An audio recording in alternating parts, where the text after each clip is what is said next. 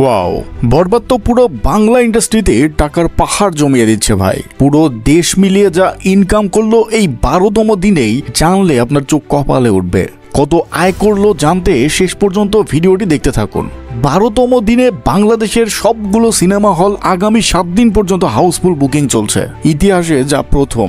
আর মাল্টিপ্লেক্সগুলোর কথা তো নাই বললাম, পুরো 5,43,00,000 টাকা অফিসিয়াল হিসেবেই তুলে ফেলেছে। ব্ল্যাকে টিকিটের আয়ের কথা তো বাদই দিলাম, সব মিলিয়ে শুধু মাল্টিপ্লেক্স থেকে আয় প্রায় 10 কোটি ছাড়িয়েছে। Star Cineplex, Lion Cinemas, Grand Sylhet movie theatre সহ মোট শো চলেছে 51টি, আর সবগুলোই এখন পর্যন্ত হাউসফুল। এবার আসি আসল টাকার প্রসঙ্গে। বরবাদ সারা দেশের 120টি সিনেমা হল থেকে অফিসিয়ালি আয় করেছে 12তম দিনে প্রায় 45 কোটি টাকা, এবং এক্স্যাক্ট আনঅফিসিয়ালি হিসেব ধরলে প্রায় 55 থেকে 60 কোটি ছাড়িয়েছে আমাদের মেগাস্টার শাকিব খানের আয়ের পরিমাণ। প্রিয় দর্শক, এভাবে চলতে থাকলে আপনার কি মনে হয় আর কতদিন লাগবে 100 কোটি ছাড়িয়ে যেতে? কমেন্টে জানাবেন। আর যদি শাকিব খানকে ভালোবেসে থাকেন তবে ভিডিওতে লাইক দিয়ে বসের নাম কমেন্টে লিখে যাবেন কিন্তু।